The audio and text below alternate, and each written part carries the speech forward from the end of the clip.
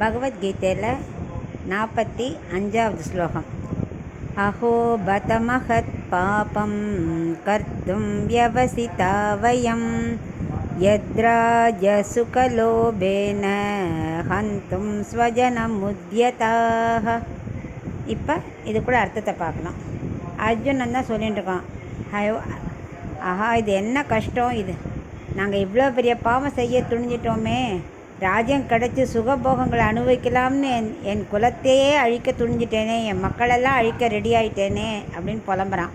அதுக்கு கண்ணன் சொல்கிறான், இதெல்லாம் நீ இப்போது யோசிக்கக்கூடாது அர்ஜுனா, எப்போவோ சிந்திச்சிருக்கணும், முன் வச்ச காலை பின்ன வைக்கிறதா தர்மம் அப்படிங்கிறான். அதற்கு அர்ஜுனன், ஏற்கனவே சொக்கட்டா நாடி திரௌபதிக்கு அநியாயம் செஞ்சிட்டோம், இப்போ மறுபடியும் பாவம் செய்ய விருப்பம் இல்லை எனக்கு அப்படிங்கிறான்.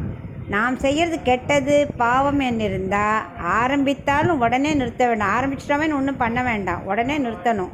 மேலும் துரியோதனன் செய்கிறது பாவம்னா நாங்கள் செய்து மகா பாவமாச்சே அப்படின்னு புலம்புறான். அதுவும் வெறும் ராஜ்யம் அனுபவிக்கிறதுக்காக குலத்தையே அழிப்பதா அப்படின்னு அவன் புலம்புறான்.